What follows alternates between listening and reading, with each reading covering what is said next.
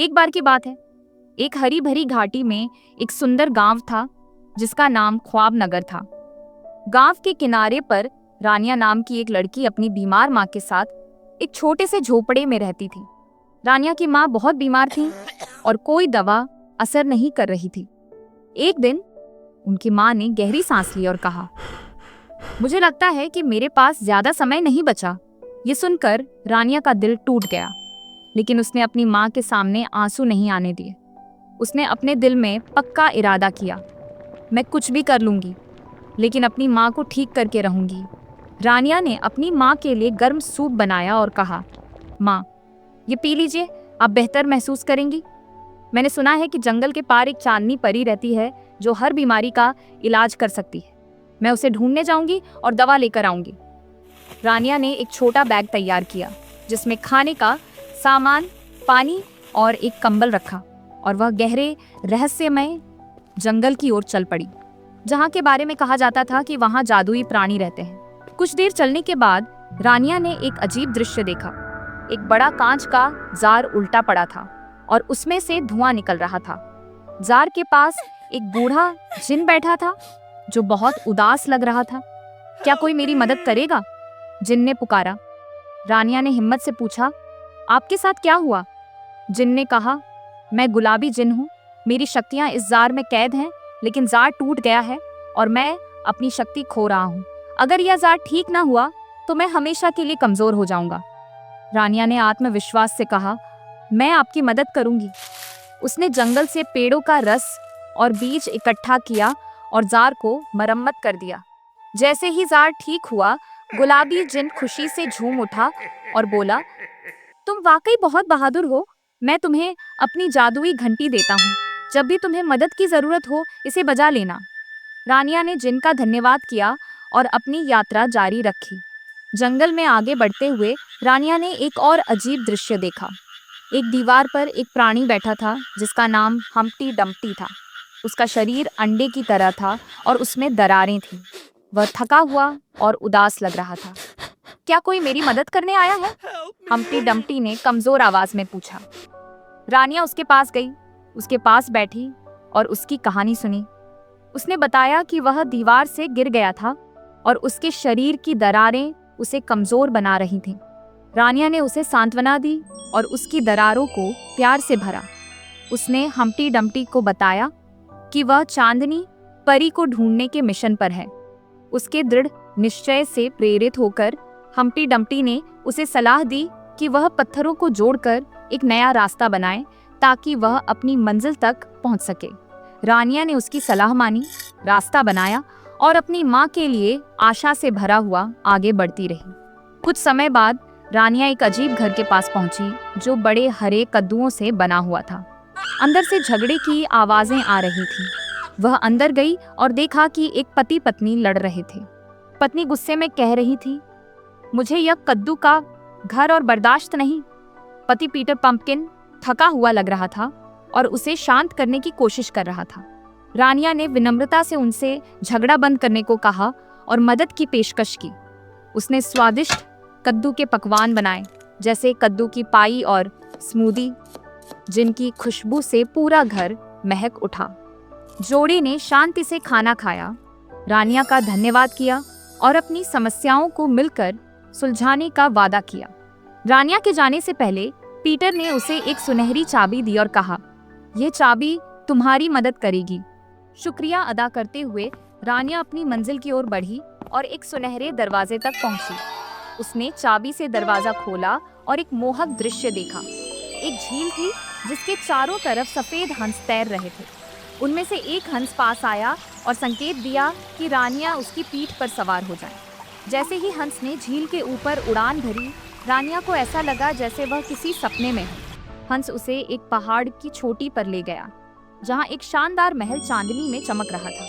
महल में रानिया ने चांदनी परी से मुलाकात की, जो एक आकर्षक व्यक्तित्व थी, चमकती हुई आंखों और झिलमिलाते वस्त्रों में। तुम यहाँ क्यों आई हो? परी ने कोमलता से पूछा। रानिया ने अपनी माँ की बीमारी और इलाज के लिए अपनी मेहनत का किस्सा सुनाया। परी मुस्कुराई और बोली, तुम्हारा प्यार और साहस तुम्हें यहाँ तक ले आया है। यह जादुई फूल लो और पत्थर के किले में जाओ। वहां तुम्हें एक आखिरी परीक्षा का सामना करना होगा। रानिया ने जादुई फूल को मजबूती से थाम लिया, परी का धन्यवाद किया और अपने सफर पर निकल पड़ी। उसका दिल उम्मीद और हिम्मत से भरा हुआ था। जंगल का रास्ता और गहरा और रहस्यमय होता गया। पेड़ों की शाखाएं एक दूसरे में इतनी उलझी हुई थीं कि आसमान छिप गया था और हर कदम पर पत्तों की सरसराहट सुनाई देती थी, जैसे जंगल खुद जिंदा हो। घंटों चलने के बाद रानिया एक खुली जगह पर पहुंची, जहां पत्थर का किला ऊंचा और भव्य खड़ा था। किला बहुत शानदार था, लेकिन उसके चारों ओर एक अजीब खामोशी थी, जैसे यह किसी शक्तिशाली जादू की सुरक्षा में हो। किले के दरवाजे पर एक अजीब प्राणी खड़ा था, जो आधा इंसान और आधा शेर था।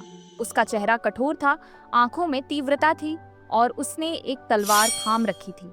रानिया ने करीब जाकर कहा, मैं किले के अंदर जाना चाहती हूँ, कृपया मुझे रास्ता दें। प्राणी ने गरजती हुई आवाज में कहा, जो कोई भी इस किले में प्रवेश करना चाहता है, उसे पहले एक कठिन पहेली का उत्तर देना होगा। अगर जवाब न दे सका तो यह दरवाजा हमेशा के लिए बंद हो जाएगा। रानिया ने दृढ़ संकल्प के साथ कहा, मैं पहेली सुनने के लिए तैयार हूँ। प्राणी ने गहरे स्वर में पूछा, वह कौन सा खजाना है जो तुम्हारे पास है? लेकिन जितना ज्यादा तुम उसे बांटो, उतना ही बढ़ता है। रानिया ने पहेली पर विचार किया और सोचने लगी। अचानक उसे जवाब सूझ गया, प्यार। उसने आत्मविश्वास से उत्तर दिया। प्राणी ने अपनी तलवार नीचे कर ली और मुस्कुराकर कहा, तुमने सही जवाब दिया है। प्यार वह खजाना है जो बांटने से बढ़ता है। तुम अंदर जा सकती हो, लेकिन सावधान, किले के अंदर तुम्हें बड़ी परीक्षाओं का सामना करना पड़ेगा। रानिया ने किले के अंदर कदम रखा और वह चकित रह गई। अंदर एक अजीब दुनिया थी। दीवारें कीमती रत्नों से जगमगा रही थीं और छतें तारों भरे आसमान की तरह लग रही थी। लेकिन इस खूबसूरती के बावजूद वहां गहरी खामोशी और एक अजीब सा सन्नाटा था। आगे बढ़ते हुए वह एक बड़े हॉल में पहुंची, जहां पत्थर की मेज पर 3 बोतलें रखी थी। एक तख्ती पर लिखा था, यहाँ 3 बोतलें हैं, लेकिन केवल एक ही तुम्हारे सफर के अगले कदम की चाबी रखती है। गलत चुनाव करोगी तो कैद हो जाओगी, सही चुनाव करोगी तो आगे बढ़ोगी। रानिया ने बोतलों को ध्यान से देखा। पहली बोतल सुनहरी और चमकदार थी, दूसरी चांदी की जिस पर सुंदर नक्काशी थी, तीसरी साधारण मिट्टी की थी, सादी और बिना सजावट के। उसे अपनी माँ की बात याद आई, सच्ची खूबसूरती अंदर होती है, न कि बाहरी रूप में। अपने दिल की आवाज पर भरोसा करते हुए रानिया ने मिट्टी की बोतल उठाई और सोचा, यही सही चुनाव होगा। जैसे ही रानिया ने मिट्टी की बोतल खोली, एक रोशनी निकली और साथ ही एक आवाज आई, तुमने सही चुनाव किया है। सादगी और अजीबियत ही अहमियत का रास्ता है। अब तुम अपनी मंजिल की तरफ बढ़ सकती हो। यह रोशनी रानिया को किले के एक और दरवाजे तक ले गई, जिसके पीछे एक जादुई बाग था। यह बाग रंग बिरंगे फूलों और पक्षियों से भरा हुआ था।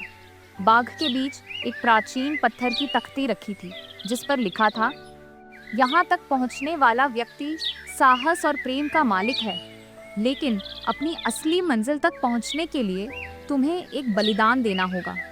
तख्ती के सामने खड़ी होकर रानिया ने अपने हाथ जोड़कर कहा, मैं अपनी माँ के लिए कुछ भी करने को तैयार हूँ। एक गूंजती हुई आवाज सुनाई दी, फिर जादुई घंटी और फूल यहाँ छोड़ दो। उन्होंने तुम्हारी मदद की है, लेकिन अब तुम्हें अपनी बुद्धि और साहस पर भरोसा करना होगा। रानिया ने गहरी सांस ली और घंटी और फूल तख्ती पर रख दी। जैसे ही उसने यह किया, बाग में एक नया रास्ता दिखने लगा जो पहाड़ के ऊपर ले जाता था। अपनी माँ का मुस्कुराता हुआ चेहरा दिल में लिए रानिया उस रास्ते पर चल पड़ी, यह जानते हुए कि आगे का सफर आसान नहीं होगा, लेकिन उसकी हिम्मत और प्रेम हर परीक्षा में उसका साथ देंगे। पत्थर के किले को पीछे छोड़ते हुए रानिया एक ऊंचे पहाड़ की तरफ चढ़ने लगी। रास्ते के दोनों ओर जगमगाते हुए फूल और जुगनू थे, लेकिन रास्ता बहुत ढलवा और खतरनाक था। पहाड़ के नीचे एक पुराना और मुड़ा हुआ पेड़ खड़ा था, जिसकी शाखाएं सूखी हुई थीं।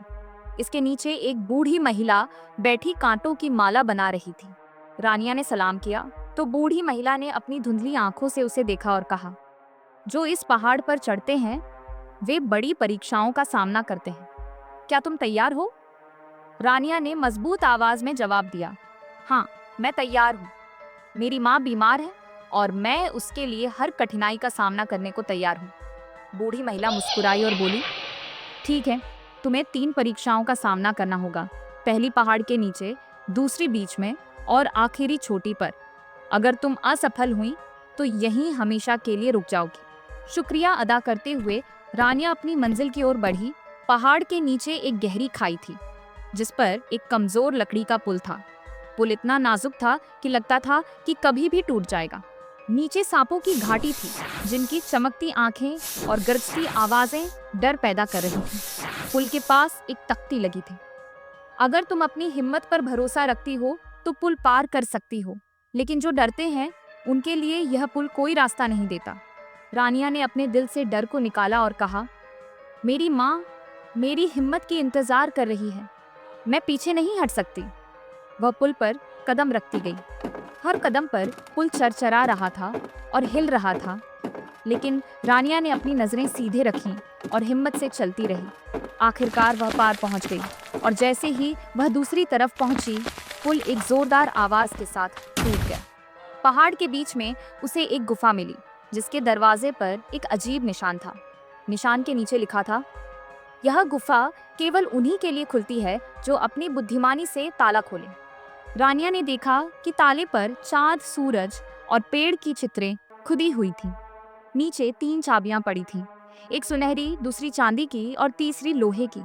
रानिया ने सोचा, चांद और सूरज आकाश से हैं, लेकिन ये गुफा जमीन की है। पेड़ जमीन का प्रतीक है, तो लोहे की चाबी सही चुनाव होगी। उसने लोहे की चाबी ली और ताले को खोला। दरवाजा खुलते ही गुफा के अंदर रोशनी फैल गई। गुफा के अंदर दीवारें कीमती रत्नों से चमक रही थीं और बीच में एक रोशनी से जगमगाता हुआ पर था जो हवा में लटका हुआ था। जैसे ही रानिया ने उसे छुआ, एक जादुई आवाज गूंज उठी, यह पर तुम्हारी हिम्मत और बुद्धिमानी का इनाम है। यह तुम्हारी आखिरी परीक्षा में तुम्हारी मदद करेगा। रानिया ने पर को सावधानी से थामा और पहाड़ की चोटी की तरफ बढ़ गई। चोटी पर एक खुला मैदान था।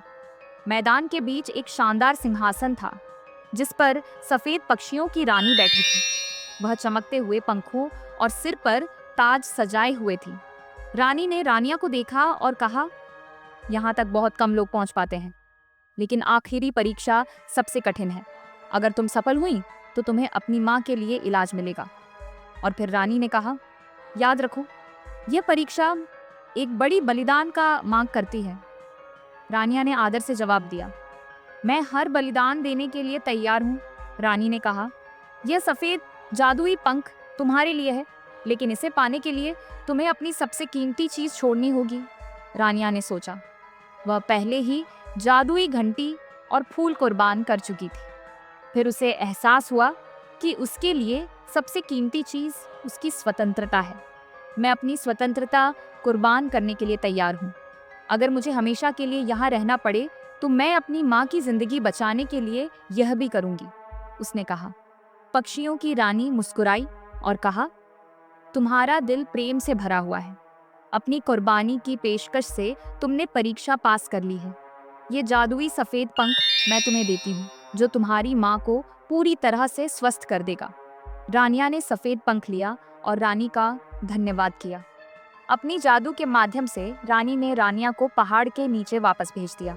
रानिया खुशी और उम्मीद से भरी हुई अपने गांव की ओर चल पड़ी, ये जानते हुए कि उसकी माँ जल्द ही स्वस्थ हो जाएगी।